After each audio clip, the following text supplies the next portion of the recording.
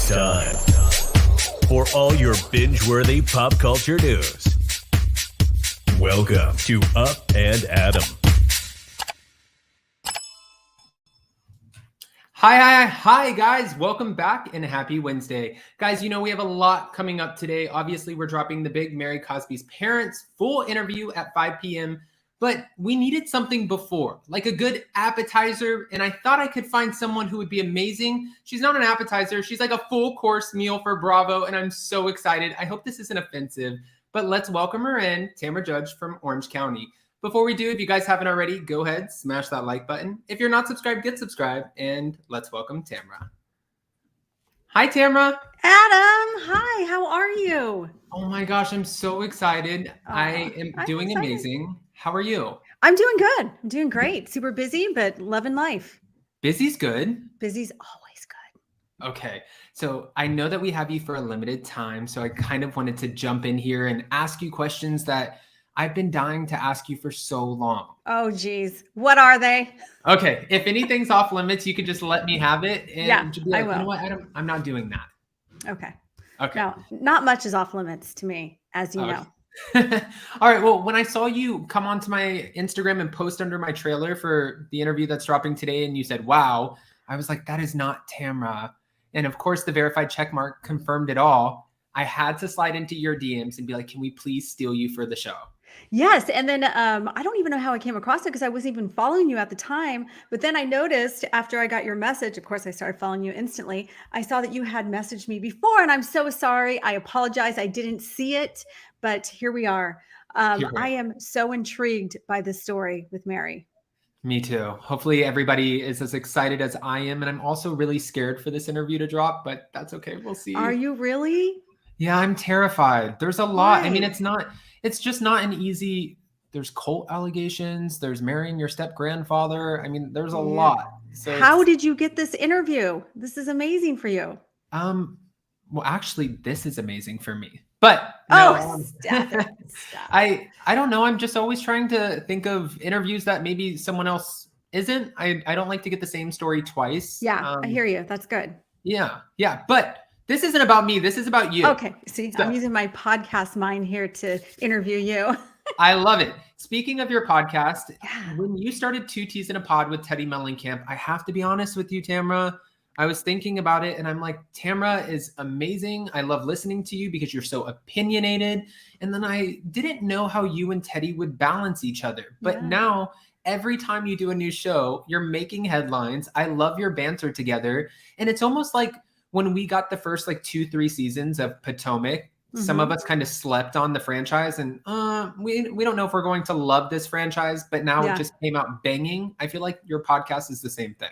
Thank you. You know, originally when I was asked, so Teddy already had a podcast and I have been asked to do multiple podcasts on my own with my husband, with other people, and it never quite felt right. And I didn't get the concept of the podcast. And am I going to do this? Am I going to get paid? Like, how does this work? So Teddy contacted me and we've been friends for a little while. And she's like, hey, I need to talk to you about something. And first I was like, oh, geez, what did I do now? Right. And so she called me and she's like, I've had this podcast. I put it on hold. You know, I really need a co-host and you came to mind and iHeart wants to know if you're interested. And I'm like, yeah, let's do this. It just sounds fun. And I didn't have any expectations. I wasn't like, oh my God, like this is like a job, but it has turned into a job. Like it is becoming a full-time job and so much fun. Our ratings have been amazing. We've been in the top 20 since we started and it's exciting. I love Teddy. I feel like we both get a lot of crap about each other from fans and people are like, why are you with Teddy? And she's like, you know, they ask her the same. And the bottom line is Teddy is a very nice person. And, you know, not everybody's cut out maybe for reality TV. Maybe they didn't like her on that or whatever. They didn't like me. But you know what? You can't really judge somebody from, reality TV. I always kind of say too, because we cover a lot of the Housewives shows over here. I'm like, guys, it's not the worst thing in the world if we don't love someone on the show, if they don't make it in reality TV, because you have to have this pretty over the top personality it's not your everyday personality that's going to be successful on a show like Housewives. That's absolutely correct. And when I got let go, a lot of people that didn't like me on the show were rooting for me to come back. So you can't like everybody on the show. If everybody got along and everybody was folding laundry and nobody was calling everybody out, it would be a snooze fest. I agree. And I'm hoping for a return eventually, but I'll get to that question. In the meantime, I have to ask you, for anyone who hasn't been listening to Two Teas in a Pod, guys, you have to go check it out. Tamra and Teddy are amazing. But how has life been after Housewives? The first year was quite a transition for me. I felt sad. I felt rejected. I felt left out. I feel like I got kicked out of the Popular Girls Club. I had a lot of stuff going through my mind. And then, of course, pandemic hit. And then the world just got weird and shut down. I thought, well, this is a perfect time not to be on the show because they weren't really allowed to film very often and ratings weren't good. And it was tough. But after I got over that, sometimes I still get a little sad. Like I saw the girls, Heather Dubrow, obviously is a friend of mine. I saw she posted they were on a trip. The trips were always the most fun most of the time. And Heather was in the past always my traveling partner. Like when we flew, we were always right next to each other.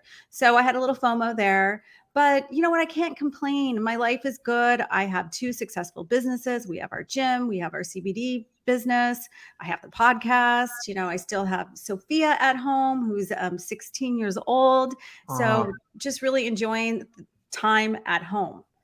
Which is amazing that you were able to, because obviously the pandemic was devastating for so many people and so many businesses closed. So the fact that you were able to keep yours open and keep kind of pushing through is absolutely incredible. Well, our CBD business went through the roof because it's online and people were dealing with anxiety and stress and things like that, not being able to sleep. And we have so many products at Vina that help you fall asleep. We have products with THC. We have products without THC. I'll be more than happy to send some to you. Yes. You haven't tried it yet. Yes, it's amazing. The gym, we took we took a big hit because we had to close down for a while. And then we can only have we're about 7,000 square feet. So we can only have 10 people in at a time. And, it got weird, but we're getting back to normal and, hoping that we can make it through and we're not shut down again. Which is kind of amazing that obviously no one did anticipate a pandemic coming, but the fact that you hit a market and you launched a business and a product that would cater to a lot of people who were struggling during that time is almost, and I hate to, it's like the silver lining, I guess, because you don't want to say riding off of something so terrible. I feel like that would be something maybe Kelly Dodd would say, but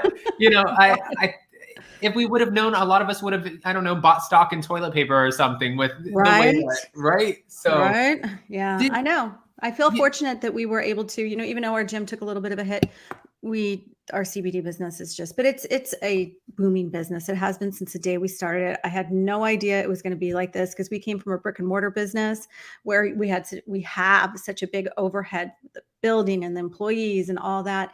Now we're online. We did have to get a office. We thought we'd just run it out of our house or our gym. It didn't work that way. It grew so fast, so soon. So we do have an office and fully staffed, but it's been amazing. I also wanted to ask you, because you come from a real estate background. Mm-hmm. And when you left the show, we heard that you would potentially be doing real estate. And Andy Cohen one time commented that he was concerned about that because, I did real estate in Los Angeles for a little bit. I was so bad at it. I remember one person asking me, oh my gosh, I was terrible. I was doing an open house and this woman walked in. She was very serious. And she's like, which way does the sun rise? I was like, I don't know. It comes up and then it's. Yeah, the same way it does every single day. Yeah, same way it does every way. And she's like, but what window would it hit? I'm like, I don't know. I can't do real estate.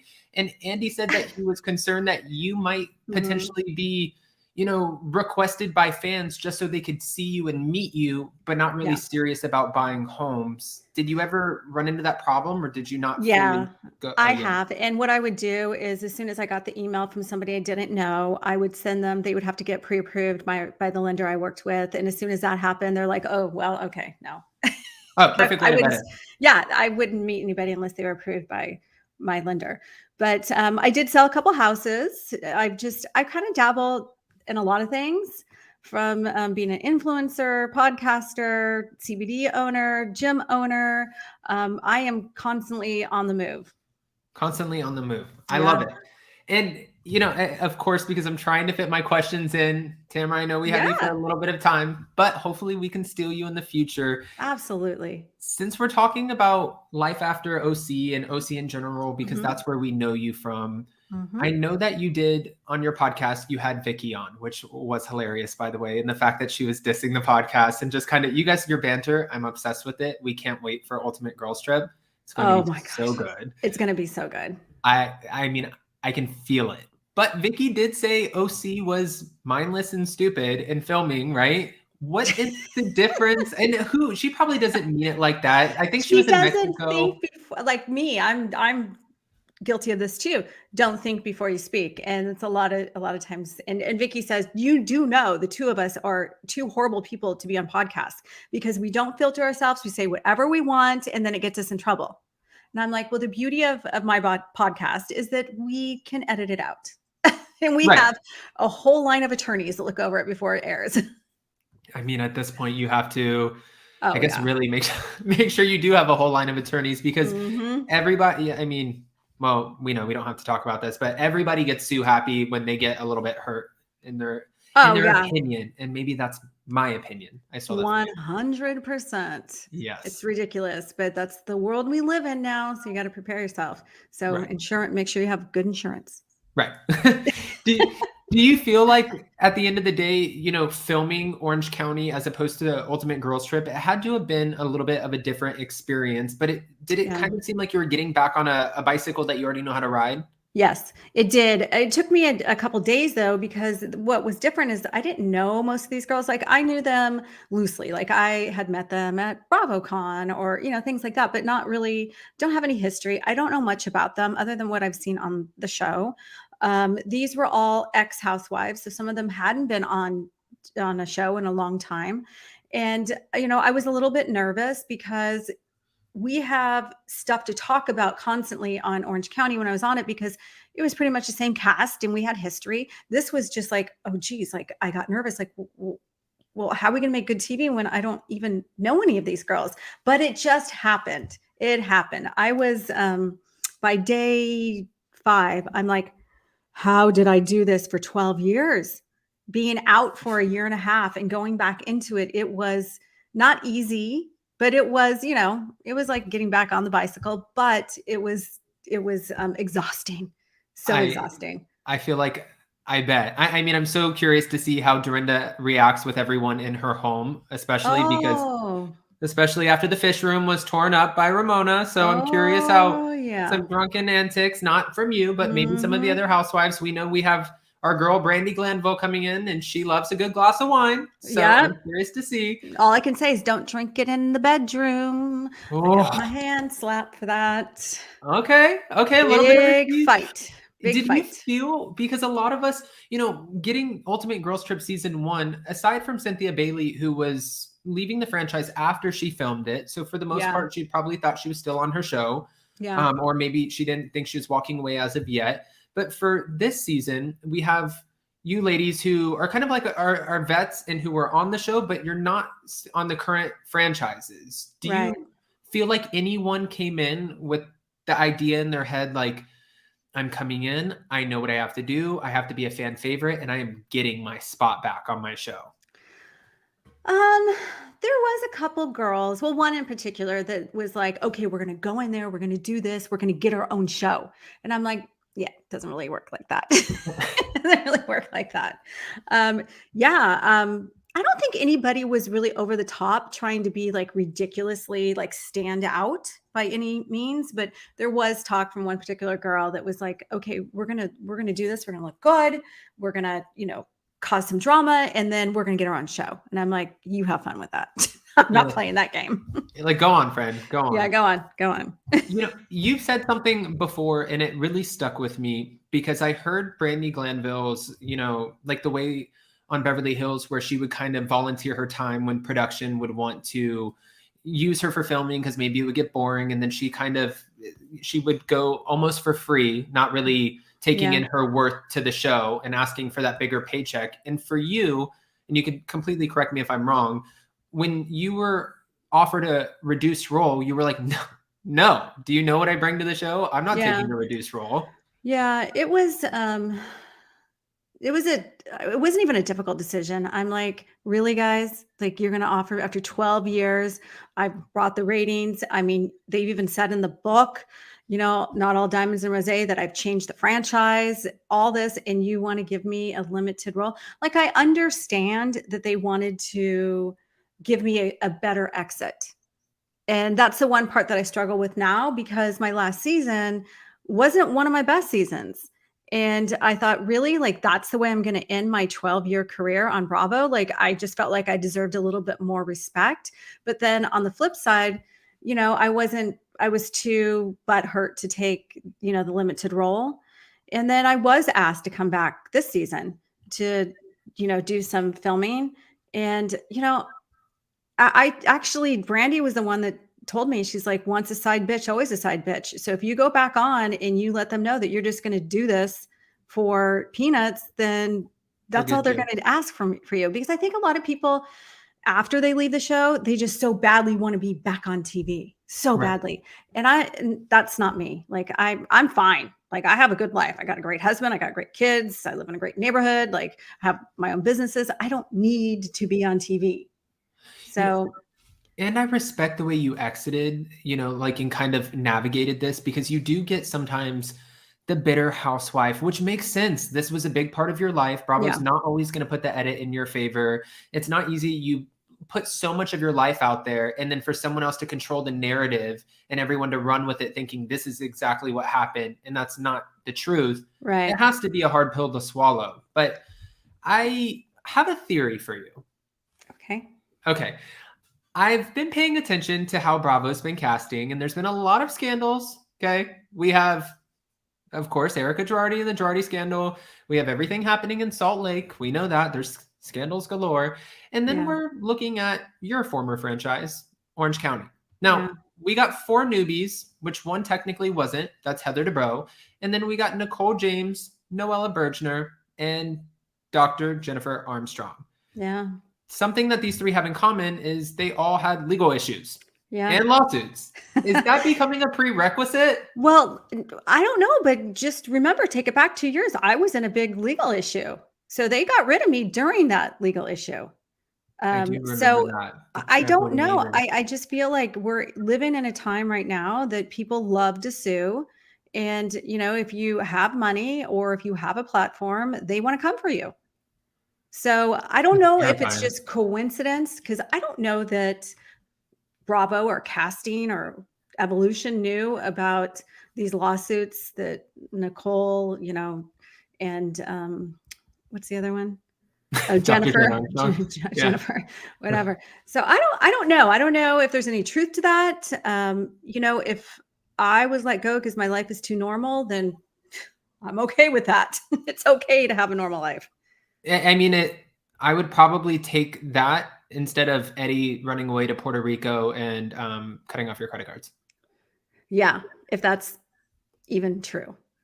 Well, that's right. Yeah, we'll if save that's that even one. True. Yeah. Right. We'll Let's save see that how one. that plays out. I can't wait for Orange County reunion. There is things that I was made aware of, whether they're true or not, about certain cast members that are not playing out like they are on the show. So I'm sure the other cast investigate and find out the truth. So I'm curious to see if everything's going to come out. Okay. Now, I did want to ask you a few questions about your time on this show, because throughout your 12 years, you had to have had one moment that was your favorite moment, and then a moment that every time a fan brings it up to you, you're like, ugh. Oh, yeah. It's hard to say what was my favorite moment, because I had so many. I got baptized, I got proposed to, I got, my own spinoff, Tamra's OC wedding, I got married on TV. So many great moments. I would have to say the one moment that comes back and probably bites me in the ass is that I Oh, Naked Wasted, that I purposely got Gretchen drunk to hook her up with my son, which is a blatant lie, complete lie. When the whole thought process behind that is we would see her out super drunk, but then when we filmed, she was always kind of together and a totally different person. So the term naked wasted just means wasted, not literally take your clothes off. We would use that like, let's get naked wasted. Doesn't mean, you know what I mean? Like that part where you're drunk, over drunk. Right. Nobody forced her any drinks. Nobody made her, no, none of that. We were That just could be a all, dangerous we were accusation. all doing shots together. We were all doing shots together. And Gina's actually the one that told, and it's in the book, Gina's the one that told Ryan, my son, hey, Gretchen's kind of drunk. Can you show her where the bathroom is? And that was it. And of course, we get a storyline out of that because why not? Right? Yeah. We're talking about reality TV. Yeah. So they totally, I'm like, really, guys, that was really kind of shitty that you would twist it to make it look like I tried to set this girl up. That is not what happened at all. I do wonder if we came back for season 17, watching the show now, and they said to you, and I'm sure you get this all the time, I know you do, but if they said to you, listen, Tamra, we're going to give you not only what we gave you for your last season where you were full-time, we're going to give you a nice bonus. We want you to come on. We miss you. Mm-hmm. We made a mistake. Like it's like an ex trying to ask you back. That would never happen in those terms, but yeah.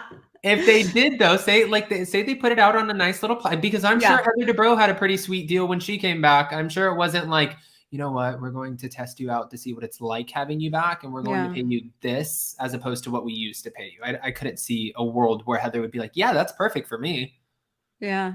Well, she went on the show on Watch What Happens Live and said that she did not come back for the money or the platform. It was just to show her kids and their life. Yeah. And talking about their sexuality and right. Yeah. Well, money talks, that's for sure. And probably the easiest way to make money is on a reality show. Okay. The money doesn't suck. So I don't know. I don't really like to play like what if. I don't like the what if game. In the future, if they come to me and ask me, I'll deal with it then. I'm not dying to get back on the show. In fact, when I watch it now and, I think, oh God, it's the stress, the amount of stress that constantly you're in it, even though you only film like 4 months and then you do press, you're in it all day, every day. Like you have cast members calling you, you have production calling you, you have to travel, you have to do this. So it's constant. So I don't know. I feel like in the last couple of years, I've kind of gotten into my groove of, my new life without reality TV. And it's good. It doesn't suck. When I lived in LA for a few years, I used to work for Lisa Vanderpump, and I worked at a few of her different restaurants, and my fiance, he managed a few things for her. And I would always see production come around and everyone say that she didn't work. I'm like, you have no idea. This woman is constantly bothered on the phone by producers. Like she's sitting down with them for lunch and then dinner. It just like, it doesn't stop for her. So I have so much respect for you ladies. It is a lot of work, and people don't understand it. Right. They just think, oh God, you're just doing this. And then to be, made fun of and put down on social media all the time. I mean, people are like, well, that's what you signed up for. Well, yeah, it is. But social media, Instagram is mean. Like people are mean. And I just have to like put myself in their shoes and just be like, what kind of person does that? Like you have to be a really sad, miserable person to go after somebody on social media that you don't even know. They're like, yeah, that's me. I'm the miserable person. They keep going. Yeah. Yeah. I mean, I couldn't ever imagine going on somebody's Instagram and just going, you're a like, really?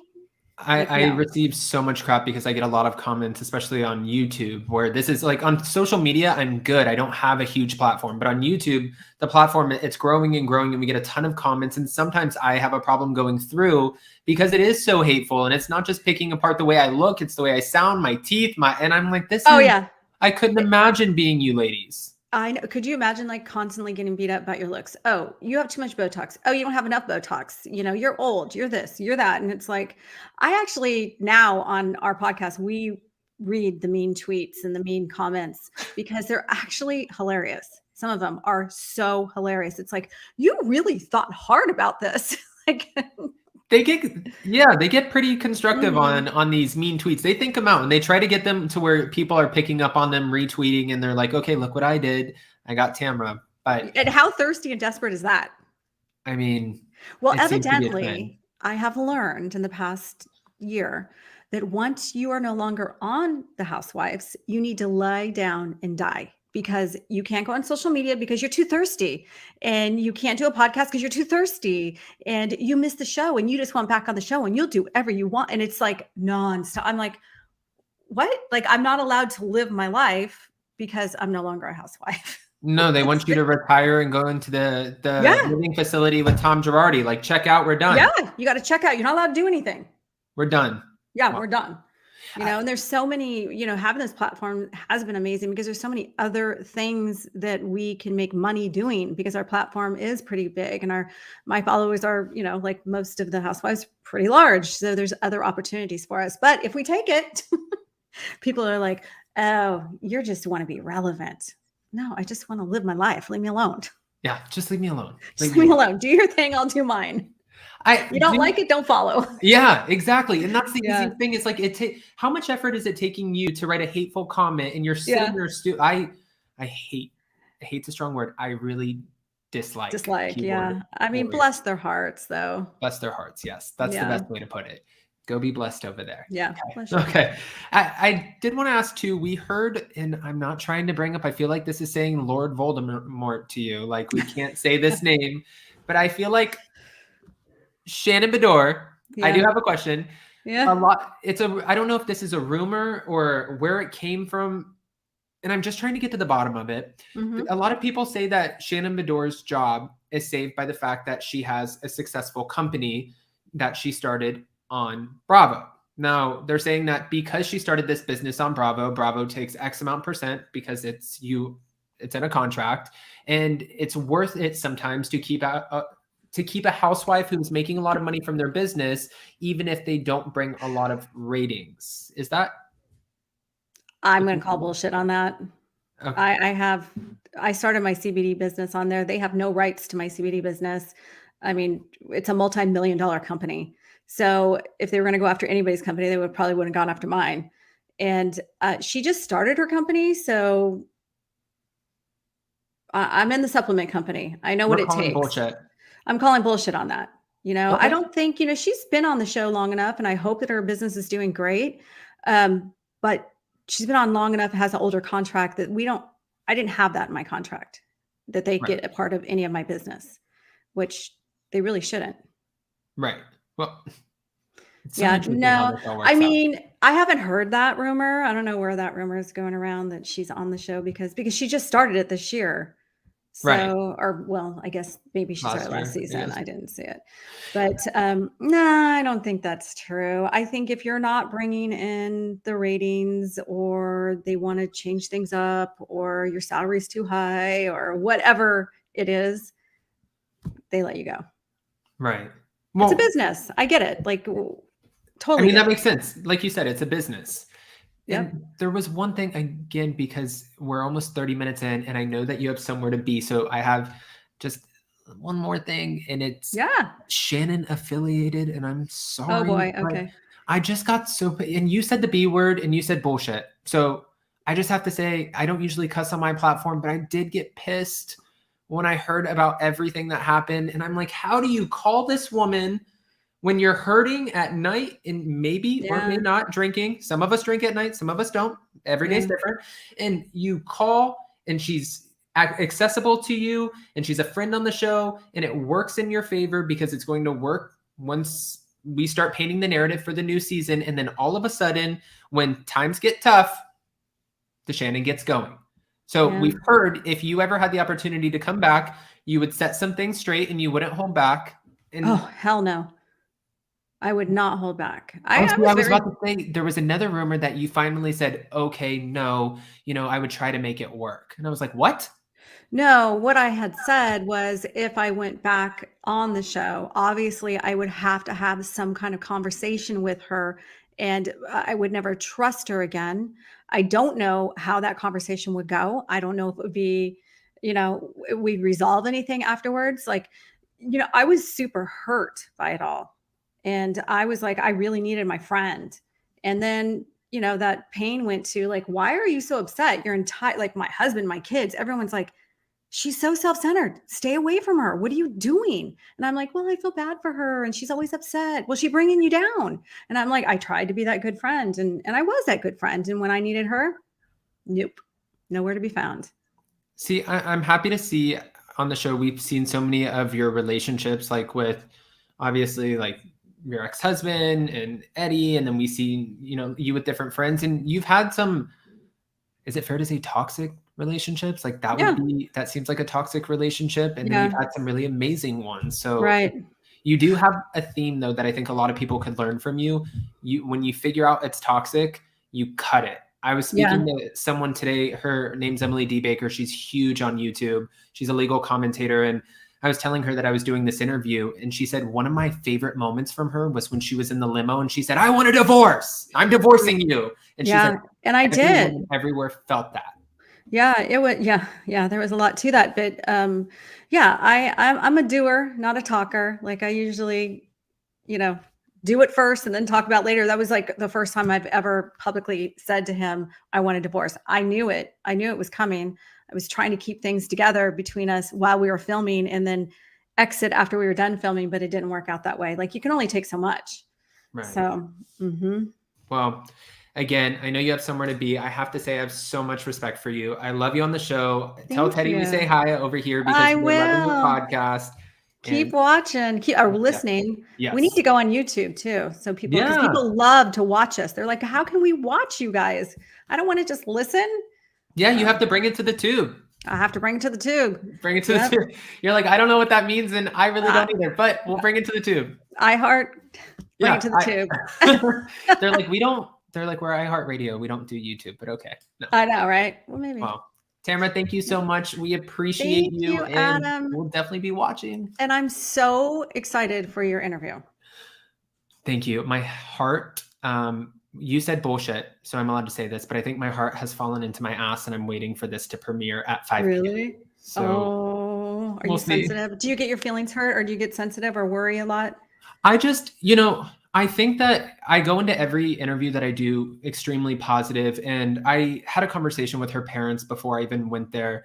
And I said, if you think this is going to be a platform where you want to just bash her and rip her apart and tear into her, I'm not the person for this interview, because I don't want to do that. There's so many moving parts to everything that's going on in that situation. And, it's you're messing with someone's faith, someone's family. Yeah. There's a lot that's said, and it just makes me nervous, because I never want to hurt anyone in the process of trying to get the story out. But sometimes I don't know. We'll see. So you're just a good person. That's I have to tell you, when her mom started talking, she sounded just like Mary. When she walked out, I was in her house for 2 hours before, and I was talking with her stepfather, and her mom was getting ready, and I had only talked to her on the phone, and I knew she sounded like Mary, but she walked out 3 minutes before we started recording and sat down, and I looked at her, and my eyes just got so big, like, you look like Mary's twin. She sounded like her. Really? So they look alike too? Oh my gosh, twins. They legit look like twins. Her mom is 73, so she's obviously older. It's her mom, but almost identical. Do you think Mary will be back? The fact that she said on her Twitter interview 2 days ago, when she was talking about it, almost maybe doing damage control. I don't know what the Twitter interview was for, but when she was talking about it, she said, I wasn't fired and I didn't quit. And I'm like, what does that mean? But she obviously doesn't like how she is portrayed on the show. She doesn't. Well, do any of us? Right. I mean, nobody does. I think that she feels like with the culturally inappropriate conversations or remarks being aired and having to address those. And then now we're talking about alleged cults and then bringing up her step grandfather and marrying him. I think it got to be so much for Mary, and her parents have a different theory as to why she came on reality TV in the first place. Almost like it was, she wanted to somewhat shine a spotlight on her life to maybe help her remove herself from a lot of these situations. But we'll, again, that whole cast, not the whole cast, but half that cast has got a lot going on with Jen Shaw and then Mary and then Jenny today. I don't know if you saw all these tech or Facebook post came out racially. I'm like, what is going on with this cast? And even when I was in Salt Lake, I met up with Meredith twice. I was supposed to meet up with Lisa and Whitney, and we didn't make it work because other things came up. But Lisa sent me Vita Tequila to my hotel, which was super sweet. And I love Lisa. Yeah, she's great. And I really do. If you love her, she loves that for sure. She loves everything, I feel. But she's amazing. I've talked to her on social media a little bit, but yeah. I love that cast, and I would hate to see Mary go. I mean, I love seeing her facial expressions and things like that, but I also do feel like who knows what Bravo's going to do, if she's fired, because if you don't show up to a reunion and you get away with it, that's kind of, letting the other housewives know. Right. It's kind of like the kiss of death for your time on the show. Yeah, because trust me, there's been reunions where I didn't want to go, and reunions that I was even late to because I'm like, I'm not going. I'm sitting on my couch, but I showed up. And I also think too, it scares me for the franchise because with everything happening with Jen, of course, unfortunately, people love to watch a scandal play out. So they wanted to watch and see the SWAT team, NYPD. They wanted to see, it's not something we normally get on it's like watching a train wreck. People want to watch a car crash, whatever. You always want to look. Right. I really, really love Miami because I just feel like they each have so much going on, and just the cars and the outfits and the parties, and it's just so amazing. I'm obsessed with it. Who has a 4-car garage in their penthouse with an elevator that goes into their living room? Is that where it went? I'm like, what the hell? And seriously, she really could have a show on her own. When she says, award for best drama, I'm thinking you had an ex-husband who had a gay lover. Your father had a gay lover. Yeah. Everything that unfortunately happened with her son. And then her other son is getting domestic violence charges. And then your husband, who's new, is fighting with your son. And you're trying to deal with this group of crazy. She's got a lot on her plate. And I can relate to her a little bit on a smaller level with the new husband and her son. Because I had that with Simon and Ryan. And it's a big struggle. And it puts you right in the middle. And you want to enable your child because you don't want them to feel like an outcast, and then, tension with the husband. Like, it's a lot. Did your heart sink in your stomach when you saw the conversation between Todd and Alexia, and when he was telling her that she needs to do better and do more as a parent? I was like, yeah, I've had that conversation before with my ex, you need to do better. You do your best. That's all you can do. And that her kids went through a lot. And the two boys, and it's sad, and you don't really understand it until you've gone through it. But then also, like most men, don't enable them. Do this, make them do that. Don't do that. And as a mom, you're like, oh, but. And I feel like, to be fair, a lot of the men who say that, because I've had a few stepdads and stepmoms in my life, and I feel like they were that enabled child, but then they grow up and they're on this like high horse. Like, nobody ever did anything for me. I walked this path and I was successful on my own. It's like, okay, that's probably not the whole truth. But probably not true. Yeah, probably not true, but we'll fuel your male ego. That's great. We'll give that to you. Sure. Yeah. Well, I do again appreciate you. I know that you have thanks for having me. Yes, of course. I mean, if I can ever steal you back, now that I have your email and your contact, I promise I'm not going to blow you up. You can whenever you want. We would love to have you back, and we would love to try. By the way, where can we go online? Because I want to attach it to the description of this video. We have over 1,200 people in the room watching right now. We have to check out your CBD. Vina CBD. You can follow me on Instagram, Tamra Judge. I have the link in my bio.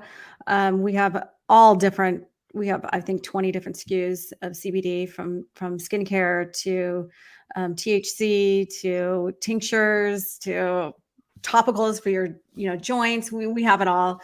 Vina, VENA CBD, and then 2 Teas in a Pod. You can listen to it wherever you listen to your podcast. We're on iHeart, and it is doing amazing, and we're super proud. And if there's listen, follow us. We're on TikTok now. We did our first TikTok. I don't know if you saw that. So we're having fun with it. So I have to everybody's enjoying learn TikTok to go watch TikTok. I feel like the worst millennial ever. Well, I'm not that great on it either. I try, but evidently what the younger crowd finds funny, I'm like, I don't get it. Yeah, but I'm old. I'm old. I mean, I'm 28 and I'm sitting in bed yesterday with like just sitting there on my laptop with my fiance, and I was like, oh my gosh, this person follows me. This person, I'm looking at the blue verified check marks, and I was like, Claire Danes, and then finally that was the one name that he recognized, and he's like, Claire Danes does not follow you. And then he said, let me see he said, you're looking at somebody else's following list. I was like, what? That's not mine. And he's like, you're like my grandma. You don't know anything about social media. But I'm kind of like that too. And I'm getting worse as I get older. I'm like, I don't get it. How do I do this? What does that mean? Well, at least you're not alone. At least you're not alone. Tamra, you look absolutely beautiful. We can't wait to steal you back. And hopefully one day we get to meet in person. I don't know. You never know. Where are you? Where do you live? LA? Technically, I lived in Los Angeles until the pandemic hit. I bought a condo 2 years before that. So now I'm in Palm Beach, Florida right now. Oh, nice. I'm coming back for a podcast tour and then doing some stuff with Heather from Juicy Scoop. And there's like some fun stuff coming up in like February and April. So when I come back in town, who knows? I know that you have a whole family and a whole life, but maybe one day if you're in LA at the same time, we can steal you for a drink or something. Yes. Let me know. Let me know. Definitely. Okay, Adam, have a great rest of your week. You too. And thank you, hope Tamra. to talk to you soon. All right. Let me know what you think of the interview if you catch it. Yes. And if you need me to promote it, just send it my way. Oh, thank you. Thank you. We'll see you soon. Okay. Bye, Adam. Bye. All right, guys, that was Tamra Judge. And how amazing and beautiful is she? Absolutely incredible. And it wasn't an interview I was expecting, but so pleasantly surprised we were able to score it. There's over 1,200 people in the room right now. I did want to say really quick, let me go ahead on here. Guys, we are going on, the video is premiering at 5 p.m., okay?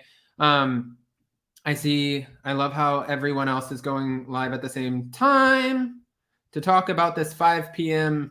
tell-all. Fantastic. That makes so much sense. We're doing a 5 p.m. We're dropping the full interview at 5 p.m. And then after that, we are going live to do a live Q&A to talk about the interview and exactly what you guys thought about it. Hopefully you enjoy it as much as I did. I'm dropping it right now. Hold on. Let's see.